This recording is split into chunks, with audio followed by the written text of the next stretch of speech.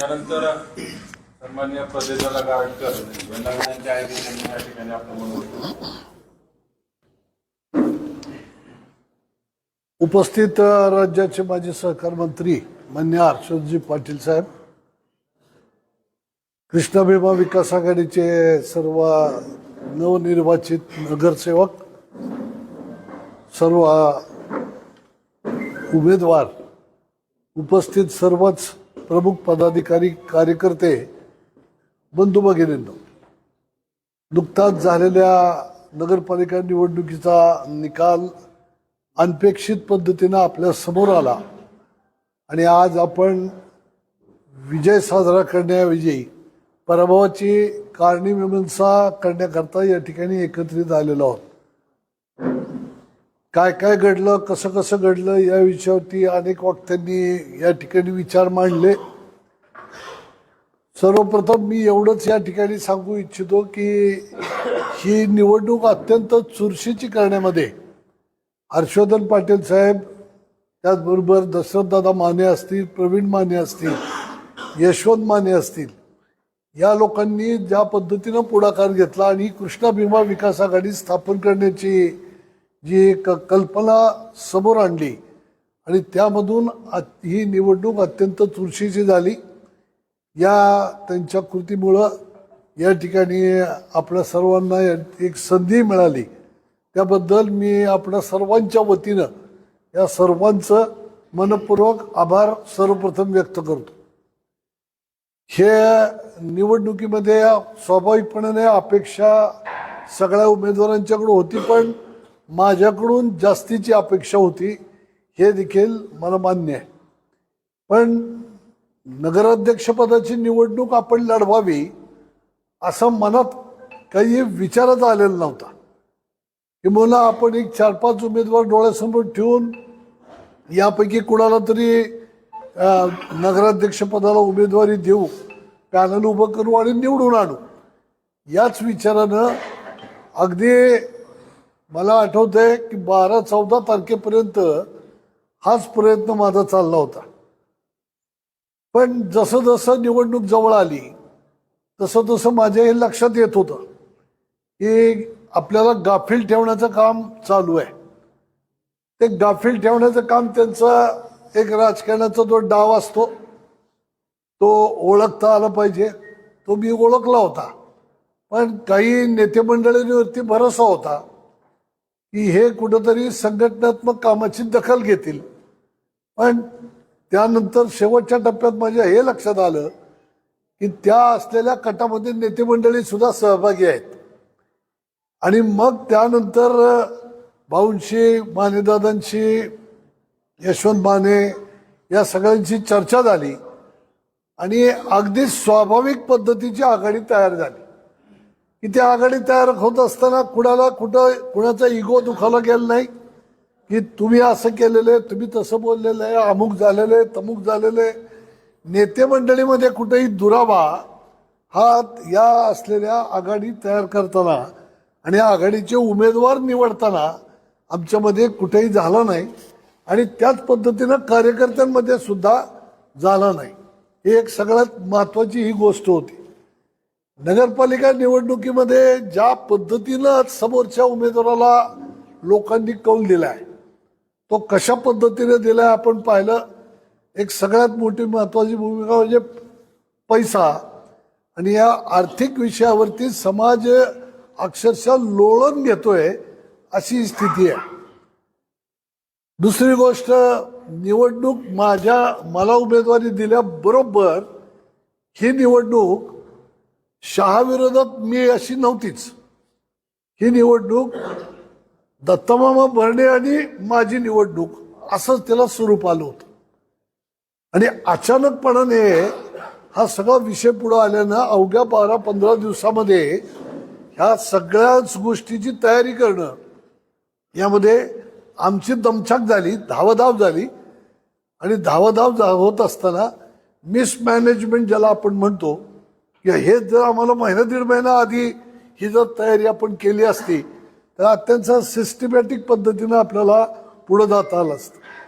कार्यकर्त्याची संख्या भरपूर, प्रत्येक गल्लीबोळामध्ये, प्रत्येक जाती धर्माची लोक आपल्याबरोबर, आणि त्यामध्ये सगळ्यांचं आपल्याला समर्थन आणि मनापासून समर्थन इथं दिसत होतं. पण जसं जशी निवडणूक जवळ येत गेली तसा तसा पैशाचा मारा वाढत गेला. आणि मग तो पैशाच्या माऱ्यापुढं जे सुरुवातीच्या काळामध्ये उत्स्फूर्तपणे आलेली जे काही कार्यकर्ते होते, जे काही समाज होता, त्यामधले काही मंडळी त्या पैशाच्या मारापुढं धारातीर्थी पडले. त्या कारणानं आपला त्या सगळ्या ह्याच्यामध्ये उमेदवार निवडताना थोडीशी गडबड झाली. जे आपल्याबरोबर उमेदवार आहेत असं वाटत होतं ते ऐन वेळेला समोर गेले, काही लोक नको म्हणून थांबली, आणि या सगळ्या ह्याच्यामध्ये अनेक चांगल्या उमेदवारांना आपल्याला बरोबर घेण्यामध्ये अपयश आलं. याचा परिणाम निवडणुकीवरती होतो हे आम्हाला आधीपासून माहिती होतं. आणि सगळ्यात महत्वाची गोष्ट मी सुरुवातीपासून सांगत होतो की इथं बोगस मतदान लावलेलं आहे. साधारणतः 1300-1350 मतदान हे बोगस आहे. बोगस म्हणजे कसं आहे की जे मतदान यांच्या जवळच्या पाहुणेरावळ्यांचं आहे, जवळच्या मित्रांचं आहे. इंदापूर तालुक्यातलं कमी आहे, पण माळशिरस आहे, करमाळा आहे, माढा आहे, पलीकडचं बारामती आहे, दौंड आहे, या तालुक्यातनं हे लावलेलं मतदान साधारणतः वेगवेगळ्या प्रभागात, विशेषतः वाडीव हद्दीमध्ये हे मतदान लावलेलं. मला त्याची पूर्वकल्पना होती, कारण ही जी माझ्याबरोबर जी टीम पूर्वी काम करत होती नगरसेवकांची, ही टीम इतकी धोकादायक होती की हे माझ्यापाशी बसायचे, माझं सगळं ऐकायचे, समोरच्याला जाऊन सांगायचे.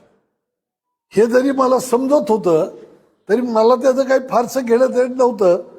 पण जी गद्दारी जी असते ती गद्दारी, ज्या लोकांना मी मोठं केलं, ज्या लोकांना तिकिटे दिली, ज्या लोकांच्या पाठीशी वर्ष राहिलो, ही लोक अशा पद्धतीनं कटकारस्थानामध्ये, या नेत्यांनी जे कटकारस्थान रचलं होतं की त्या कटकारस्थानात ही लोक सहभागी होती. आणि ही लोक गेल्या वर्षभरापासून ही सगळी तयारी करत होती. ती तयारी थोडंसं मला असं वाटायचं की ठीक आहे, असू द्या, चालू द्या, पक्ष म्हणून मी तो विचार करून ते बाजूला ठेवत होतो.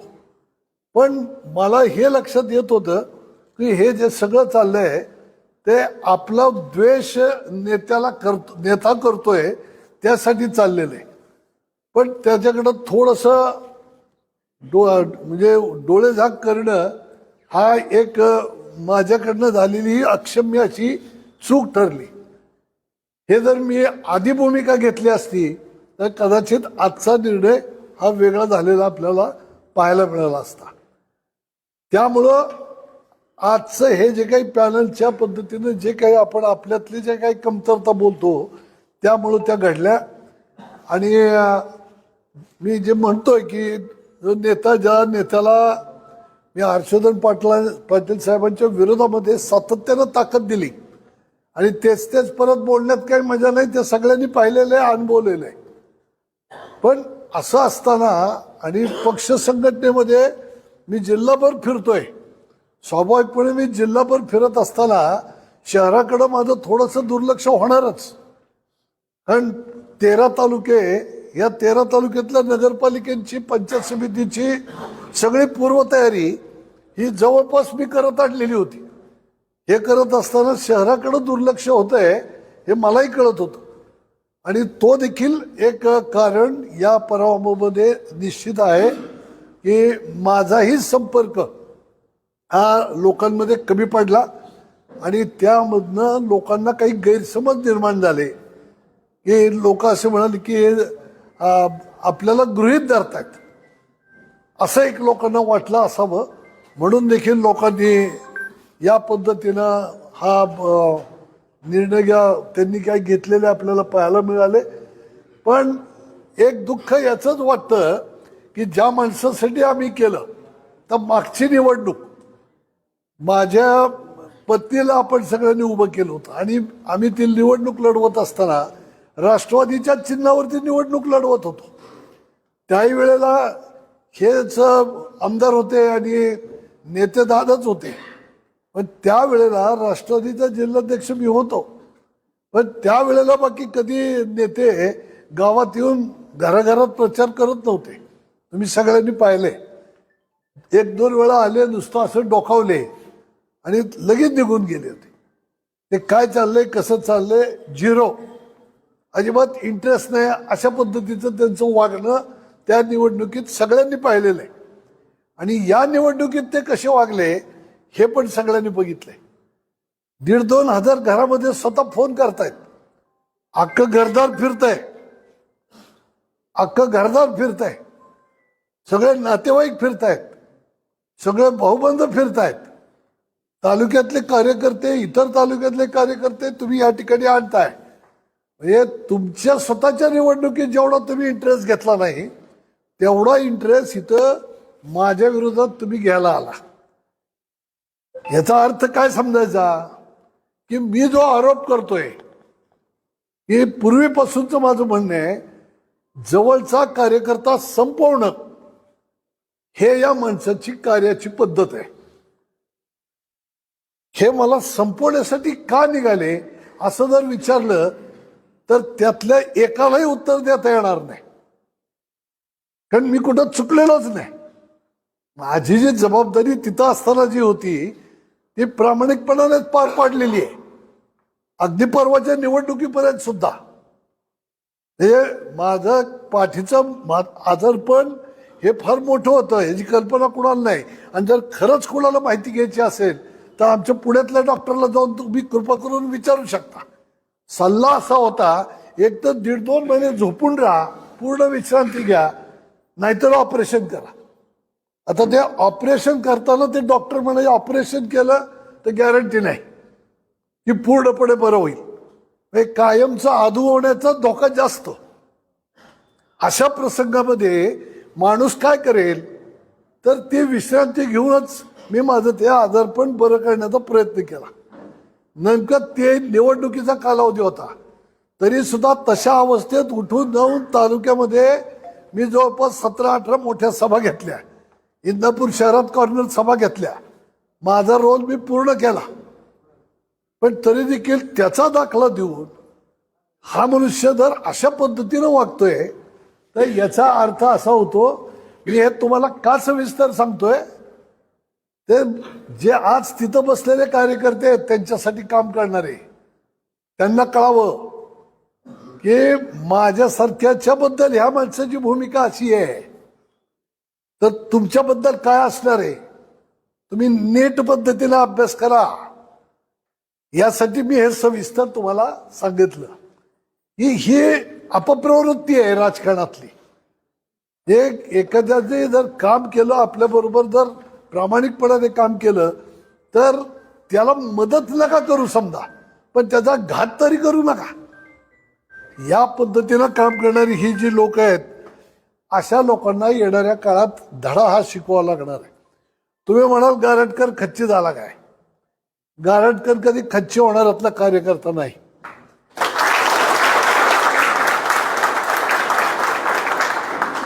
उलट या निवडणुकीने मला एक प्रकारचं बळ दिलं. असंख्य नवीन नवीन कार्यकर्ते मिळाले. अगदी सेकंड केडर कार्यकर्ता जो म्हणतो, माझ्याबरोबरचा कार्यकर्ता आता आप्पा वगैरे हे सगळे आता थोडेसे थांबलेले आहेत. लोक फार ऍक्टिव्ह राहू शकत नाहीत. पण नवीन जे असंख्य कार्यकर्ते आहेत, हे असंख्य नवीन कार्यकर्ते या निवडणुकीच्या निमित्तानं मिळाले. आणि निवडणूक हे तुमच्या सामाजिक सार्वजनिक जीवनामध्ये येणारी एक घटना आहे. नुसतं निवडणूक म्हणजे सार्वजनिक काम नाही, तर अनेक सामाजिक उपक्रम कार्यक्रम हे सातत्यानं करत राहणं, त्यातला एक निवडणूक कार्यक्रम आहे. नीट लक्षात घ्या.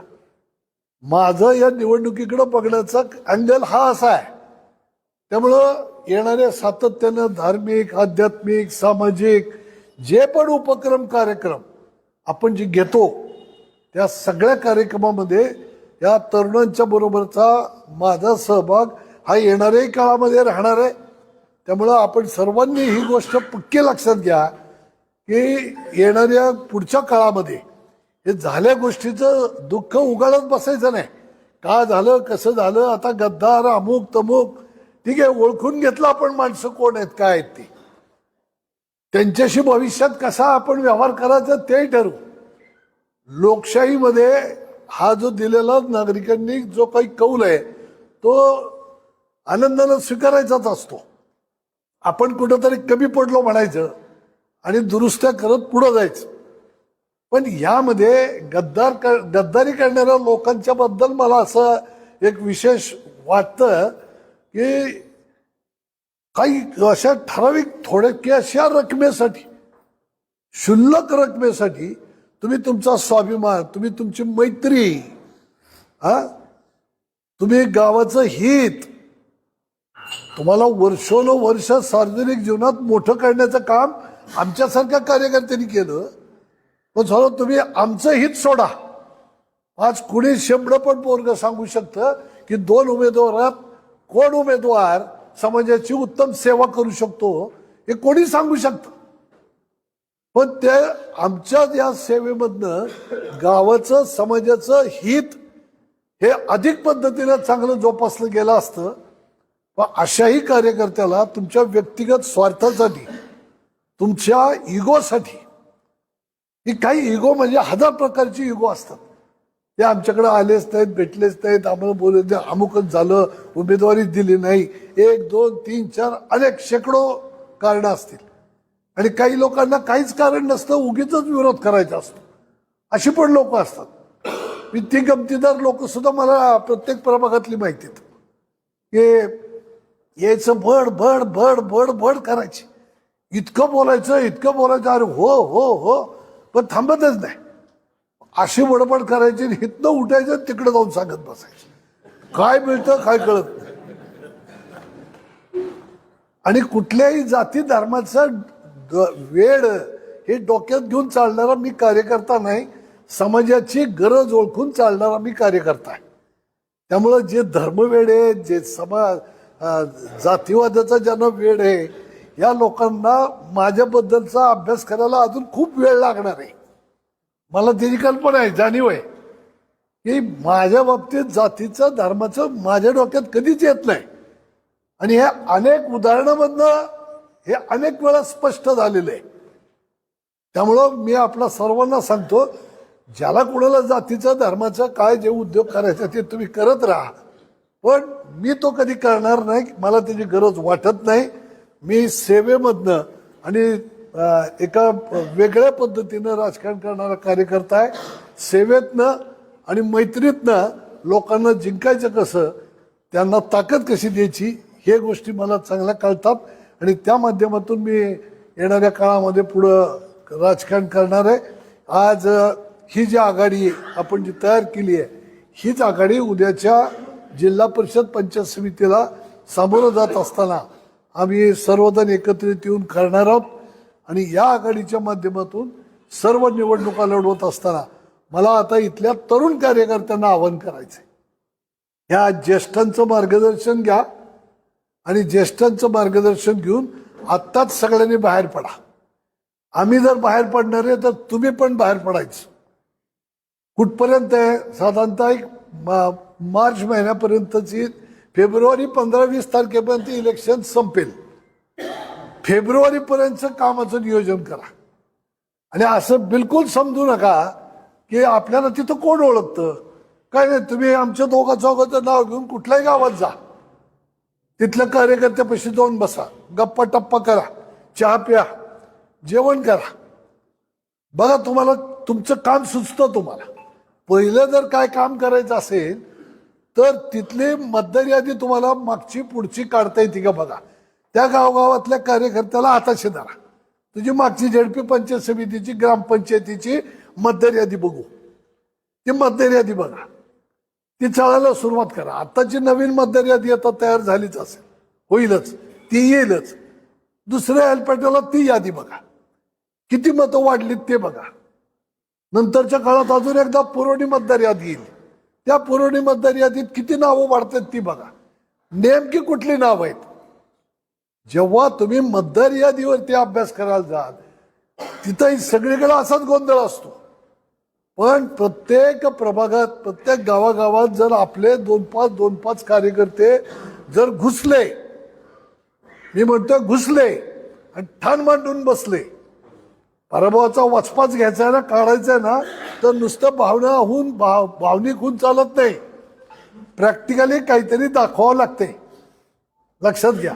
ते हे प्रॅक्टिकल तुम्ही दाखवा. ती मतदार यादी बोगस मतदान जर असेल 2, 5, 10, 20 काय जे असेल ते असेल, तर ते मतदार तुम्ही या ठिकाणी शोधून काढून त्या मतदाराचं आता मतदान काढता येईल का मतदार यादी, तर मतदार यादीतून ते काढता येणार नाही. पण आता गावात मतदान झालंय, हे गावातलं मतदान बाहेर आहे, या अवतीभोवतीच्या गावातल्या लोकांनी येऊन मतदान केलंय. आता प्रत्येक असलेल्या जिल्हा परिषद पंचायत समिती गटात जर 5, 25, 50, 100 मतं की ज्यांनी इथं मतदान करून गेलीत आणि तुम्ही तिथं शोधले, तर त्या आतापासूनचं सगळं त्यांचा रेकॉर्ड त्या संबंधित अधिकाऱ्याकडे देऊन ठेवा. एक, आणि जे लोकांनी बाहेरून मतदान लावलेलं आहे ते जर आपल्याला आपण शोधलं तर त्यांच्याकडे जाऊन निरोप देऊ की तुम्ही हे बोगस लावलंय. जर तुम्ही पोलिंग बूथवरती आला, त्यांचं रेकॉर्ड सगळे यादी ते रितसर पद्धतीनं कायदेशीर त्या निवडणूक आयोगाकडे त्या अधिकाऱ्याकडं ते आपण सगळं कळू आणि त्या विषयावरती सतर्क जर आपण राहिलो तर संपूर्ण असलेल्या तालुक्यातून तुम्हाला किमान 15,000 मतदान की जे यश अपयश ठरवतं. यश अपयश ठरवणारं जे मतदान आहे ते मतदान जरी आपण रोखलं तर इंदापूरच्या कार्यकर्त्यांनी खूप काही काम केलं असं होईल. मग प्रचारातलं जी काही धुरा सांभाळायची ते आमच्या आम्ही बघतो, पण मायक्रो प्लॅनिंग करण्यासाठी त्या गावातल्या कार्यकर्त्याला गाठणं, आम्ही काही 1-2-4 दिवसामध्ये त्या पद्धतीची टीम आम्ही तयार करू. कोण कुठल्या भागामध्ये फिरल आणि वेळ काढायचा. समजा दिवसभर तुम्ही कामं केली, 4च्या पुढं बाहेर पडायचं किंवा सकाळच्या वेळेला लवकर जाऊन भेटायचं किंवा रात्री उशिरापर्यंत त्या गावामध्ये फिरायचं. एक पंचायत समितीचा गट किती, 12-15 गाव आहेत. जिल्हा परिषदेला 20-25 गाव आहेत. या पलीकडे जास्त नाही. तुम्ही आत्तापासून कामाला लागा. ती निवडणूक साधारणतः कॉर्पोरेशनची निवडणूक 15 जानेवारीपर्यंत संपते. त्या दरम्यान झेडपी पंचायत समितीची निवडणूक जाहीर होईल. आज 1 महिना जवळपास तुमच्याकडं या सगळ्या कामासाठी आहे. रोज 2-5 गावं जर आपण घेत गेला, सगळ्यांच्याकडे वाहनं आहेत, त्या वाहनाने आपण सगळ्यांनी बाहेर पडावं, फिरावं. थंडीच आहे, कसंच जाऊ. हे काय ईर्ष्या असलेला कार्यकर्ता नाही. त्यामुळं थंडी असो, ऊन असो, तर काही असो, हे करायचं म्हणजे करायचं. अशा पद्धतीनं प्रत्येक गावातल्या कार्यकर्त्याला जाऊन भेटणं, यासाठी म्हणून एक आत्ताच आपापल्या भागातल्या लोकांनी आपापले अशी एक टीम तयार करा की आपण चला, आपण 10-12 जण, आपण हा गट घेऊ, आपण हा गट घेऊ. अशा पद्धतीनं 15-20 एक टीम आपण आपल्या गावातनं तयार कराव्यात. आणि 15 इथं जवळपास आपल्याकडं 16 गण आहेत. या 16 गणामध्ये 16 टीम इंदापूर शहरातल्या बाहेर पडतील आणि त्या पद्धतीनं काम करतील. अशा पद्धतीनं आपण या ठिकाणी काम करावं, हे एक तुम्हाला आवाहन करतो. येणाऱ्या काळातले सगळे उपक्रम, कार्यक्रम आणि सांगितलं की नगरपालिकेत होत असलेलं कामकाज, सजग नागरिक, सजग कार्यकर्ता, जागरूक, काय चुकीचं होतंय ते तिथं लक्ष ठेवून राहायचं. दर 1-2-3 महिन्याला त्या प्रमुख असलेल्या विषयावरती, पिण्याचा पाण्याचा प्रश्न आहे, हा असलेला शास्तीचा प्रश्न आहे, अजून काही महत्वाचे प्रश्न आहेत, रिझर्वेशनचे विषय येतील. काही मंडळी तिथं गेल्यानंतर ही मंडळी जाणीवपूर्वक खोड्या देखील करतील, अन्याय करतील. तर त्या ठिकाणी तर तेवढ्या पुरती निवडणुकीपुरती लोक एकत्र आली, असलं चालणार नाही.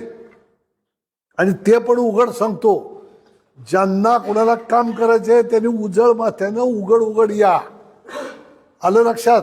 नाही तर आता कशाला आपली अडचण होईल, त्यांच्याकडनं पैसे मिळतील, कॉन्ट्रॅक्ट मिळेल, कामं मिळेल, तर तो कार्यकर्ता आमच्या दृष्टीनं 0 आहे. मग तोच गद्दार जो आहे ना, तो तोच आहे. काही अपेक्षा बाळगूनच त्यांनी गद्दारी केलेली आहे. त्यामुळं ही जी मागं राहणारी जी लोक आहेत ना, ही आता नजरेत येणार आहेत. आता गद्दार कसा ओळखायचा? आता येणाऱ्या काळामध्ये जो कामच करणार नाही, आपल्या जवळ राहणारच नाही, आळस दाखवणार, वेळ नाही म्हणणार, तो गद्दार.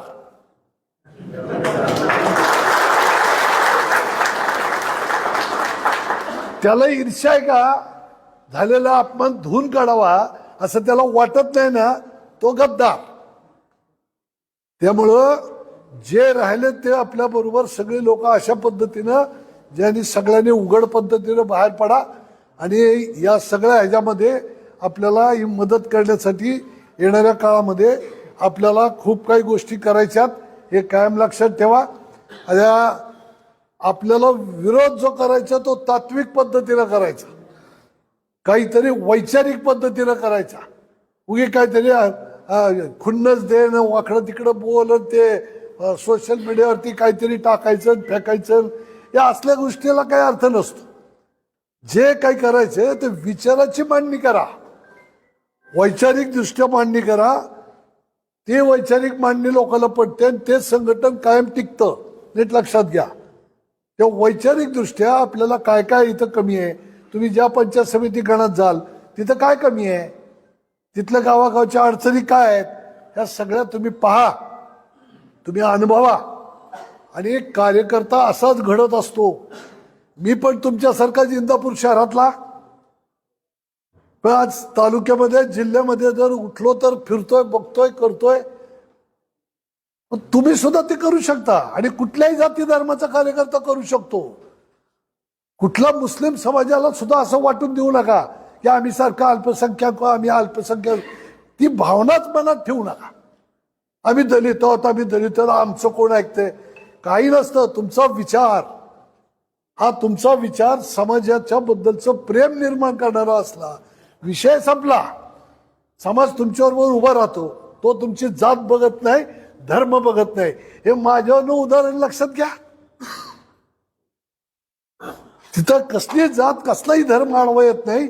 आंतरिक इच्छा काय आहे, तुमची तळमळ काय आहे, ती तळमळ समाज बघतो आणि समाज तुमच्याकडे आकृष्ट होतो. त्यामुळं अल्पसंख्याक आहोत आम्ही असल्या या गोष्टी हा न्यूनगंड आहे, हा मनात काढून टाका आणि त्या पद्धतीनं सगळ्यांनी येणाऱ्या काळामध्ये काम करा.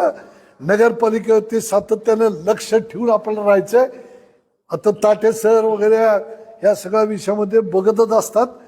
सगळ्यांनी एकत्रित येऊन सगळ्या विषयाकडे नीट लक्ष द्यायचंय. नाहीतर ते आपले बोलताय त्यांनी ठराविक जण तिथं त्यांना हे करतात असं होणार नाही. येणाऱ्या काळात सगळ्याच लोकांनी या उठावामध्ये सहभागी व्हायचंय. निवडून गेलेल्या नगरसेवकांनी सुद्धा आतमध्ये बसून त्या पद्धतीनं काम करायचंय. आतमध्ये त्या ठिकाणी तुम्हाला ह्या प्रत्येक प्रभागातनं आपली जेव्हा तुमची मीटिंग जेव्हा असेल जनरल बोर्डाची, त्या मीटिंगच्या आधी 1-2 दिवस आम्ही सगळे प्रमुख लोक तुम्हाला बोलवून घेऊ. तुम्हाला आलेला अजेंडा, तो जो काही विषय आहे अजेंड्यावरचा, त्या सगळ्या विषयावरती चर्चा करू. एखादा विषय शहराच्या दृष्टीनं महत्वाचा आहे तर त्या ठिकाणी आपली भूमिका काय ती आपण ठरवू. त्यांची भूमिका वेगळी असेल पण त्यांच्या भूमिकेत ते तिथं तो विषय मांडून पूर्ण करणार. पण त्याला विरोध करण्याचं काम बाकी आपल्याला करायचंय आणि जनतेनं कौल आपल्याला विरोधामध्ये बसण्याचा दिलेला आहे. बरोबर. तर त्या विरोधकाची ती धार जी आहे ती आपली कमी होऊ द्यायची नाही. कट्टर विरोध आपण करायचा. मागच्या त्या नगरपालिकेच्या बॉडीत ही जी काही आज तिकडं पळालेली लोक आहेत ही आत्ता नाही मॅनेज झालेली, ही 7-8 वर्षापासून मॅनेज आहेत. आणि कशामुळं मॅनेज आहेत? पैशामुळेच आहेत. बाकी कुठलीच काही कमी केलेली नव्हती आम्ही. फक्त पैसा हा फॅक्टर यामुळेच ही मॅनेज आहेत. तीही मॅनेज असलेली मंडळी तशा पद्धतीनं तुमच्याकडनं आमची अपेक्षा नाही. पैसा मिळवू, स्वाभिमानी मिळवू, दुसऱ्या कुठल्याही मार्गानं तुम्हाला आर्थिकदृष्ट्या उभं करण्याचं काम आम्ही देखील करू शकतो. त्यासाठी तिथं नगरपालिकेतच अशा पद्धतीनं वागण्याची गरज नाही. तुम्हाला सहकार्य करण्याची भूमिका इथं ताकदवार असलेली लोक आहेत. इथं सोनाई परिवार आहे, हर्षवर्धन भाऊ आहेत, आम्ही आहोत. आम्ही ओळखी पाळखी भरपूर आमच्या पण आहेत. आणि येणाऱ्या काळात आता कुठल्या ना कुठल्या सत्तेच्या बरोबर जाण्याचं 100% आम्ही ठरवलेलं आहे.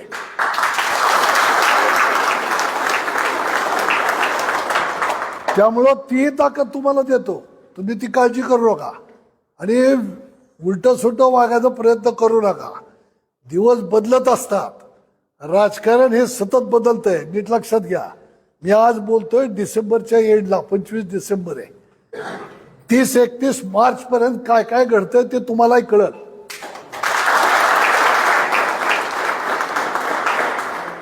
त्यामुळं जर आज कोणी सुपात असेल तर ते काय म्हणतात ना, उद्या उकळात, हे निसर्गाचा नियम आहे. कुठल्या जाती धर्माचा नियम नाही, निसर्गाचा नियम आहे. त्यामुळं मी आपल्या सगळ्यांना आवाहन करतो, एक दिलानं राहू, एक जीवानं राहू. नगरपालिका सत्ता ही सेवेचं साधन म्हणून आपण त्याकडे पाहत होतो. ठीक आहे, जनतेने नाकारलं, कसं नाकारलं आपल्याला माहिती आहे. अख्खच्या अख्खं सरकार आपल्या विरोधात येऊन पडलं आणि त्याला पैसेवाल्याची प्रचंड जोड मिळाली. याच्यामध्ये आपला पराभव झालेला आहे. हा पराभवातनं आपण काय शिकलं आणि त्या फिनिक्स पक्षाप्रमाणे या राखेतनं उडण्याची जी क्षमता जर आपण बाळगली तर मला असं वाटतं की तोच खरा इतिहास घडतो आणि त्यालाच खऱ्या अर्थानं समाज मान्यता देतो. तर ह्या पद्धतीनं आपण सर्वजण येणाऱ्या काळामध्ये काम करू. एक दिलाचे एक जीवाचे असे 200-500 पोरं ह्या गावात तर कायमची तयार पाहिजेत. एखाद्याच्या म्हणजे नका केसाला धक्का तर आपल्या काळजाला धक्का. आणि मी अनुभवलंय म्हणून मी सांगतो, जबाबदारीने सांगतो, कोणत्याही सत्तेपेक्षा संघटना ही श्रेष्ठच असते. करू दे एखादा अन्याय तहसीलदारनी, करू दे एखादा अन्याय पोलीस खात्याने. इथं जर 1000-2000 लोक जर त्याच्यावरती चालून गेली तर काय सत्ता करते ते बघू आपण. कोणी काही करू शकत नाही. मी तुम्हाला सांगतो, संघटनेचं बळ हे सगळ्यापेक्षा वेगळं आहे. त्यामुळे तो संघटनेचा मूलमंत्र जपा. गद्दार संघटनेच्या बरोबर येणार नाहीत, ती बाजूला ठेवू द्या. पण त्याच्यामुळे तुम्ही थांबू नका. गोरगरिबाला ताकद जर कोण देतं तर ती संघटना देते, सत्ता देत नाही. गोरगरिबाला ताकद संघटना देते, हे कायम लक्षात ठेवा. 1-2 नाही, 1000 उदाहरणं मी तुम्हाला सांगू शकतो. वेळ अपुरा आहे, पण आपण सर्वांनी एक दिलानं एक जीवानं सगळ्यांनी काम केलं आणि अचानक जसा पैसा कमी पडतो तसा काळ पण कमी पडला, कालावधी आपल्याला कमी पडला. प्रॉपर प्लॅनिंग झालं नाही आणि आपल्यातून काही चुका घडल्या. यामुळं हे आपल्याला आलेलं अपयश आहे. हे सामान्य मतदार जो असतो त्या सामान्य मतदाराला तुम्ही या ठिकाणी काही गृहीत धरू नका. पण त्या आज जे पण एक हँडबिल काढले आभारच मी आवाहन करतो सगळ्या उमेदवारांना. ठीक आहे, पडलोय आपण, पण पडलो असलो तर खचलो नाही. हे जर नुसतं बोलून चालणार नाही, हे जर प्रत्यक्ष दाखवायचं असेल तर दुपारपर्यंत ते हँडबिल तुमच्या ताब्यात येईल. जसं तुम्ही घर घर गेला प्रचार करताना, तसं आज संध्याकाळपर्यंतच घराघरात जाऊन आभार मानून हात जोडून या. भले आपले असू नाहीत आपले विरोधातले असू, प्रत्येक घरात ते हँडबिल टाका आणि आपलं आभाराचा दौरा आजच कंप्लीट करा. हे टीम वर्क आहे. सगळ्या घरात हर्षवर्धन भाऊ आम्ही जाऊ शकत नाही. आपले 20च्या 20 उमेदवार निवडून आलेले आणि पडलेले, या सगळ्यांनी इथं बसायचं, ऐकायचं, होय म्हणायचं आणि बाहेर गेल्यावर ते बदलायचं. कोणी का नका येणार, तुम्ही तुमच्या घरातले मेंबर घ्या. 4 कार्यकर्ते बरोबर घेतले तर अधिक चांगलं. पण प्रत्येक घराघरामध्ये जाऊन आभार मानून या. काय झालं, कसं झालं हे बोलत राहा, त्यांच्याकडनं ऐकत राहा आणि त्याच्यातनं परत पुढच्या काळामध्ये दुरुस्त्या करण्याचं काम हे आपण येणाऱ्या काळामध्ये करू. आणि येणाऱ्या सगळ्या निवडणुकामध्ये आपल्याला यश हे कसं मिळेल यासाठीचा प्रामाणिकपणे प्रयत्न आपण सर्वजण एकत्रित येऊन करू, अशा पद्धतीचं आवाहन आपल्याला करतो. सर्व कार्यकर्त्यांचं, सर्व पक्षाच्या, सर्व विचारांच्या कार्यकर्त्यांचं, ते मान्य महादेवराव जानकर साहेब देखील असतील, ते एकच दिवस एक तासभरासाठी आले, ते त्यांनी बाईट दिली आणि त्याच्यातनं एक वेगळ्या पद्धतीचं वातावरण तयार झालं. तर त्यांचं सुद्धा या ठिकाणी आभार मानणं हे गरजेचं आहे. आणि ज्ञात अज्ञात अनेक लोकांनी आपल्याला जे सहकार्य केलेलं आहे, या सगळ्यांचं सहकार्यांचं मी या ठिकाणी मनपूर्वक आभार व्यक्त करतो. आणि त्यांना हा इंदापूरकर जनतेला मी सांगू इच्छितो की एवढ्याशा लढाईनं आम्ही खचणारे कार्यकर्ते नाही. आम्ही पुन्हा एकदा तुमच्या सेवेमध्ये आणि आनंदाने येणार आहोत, एवढंच तुम्हाला या ठिकाणी सांगतो. पुन्हा एकदा सर्वांना, सर्व कार्यकर्त्यांना मनापासूनचे धन्यवाद देतो की तुमच्या भावना ज्या होत्या त्या भावना आम्हाला पूर्ण करता आल्या नाहीत, याबद्दल पॅनलचा प्रमुख या नात्यानं मी दिलगिरी देखील व्यक्त करतो, तुमची कार्यकर्त्यांची दिलगिरी व्यक्त करतो.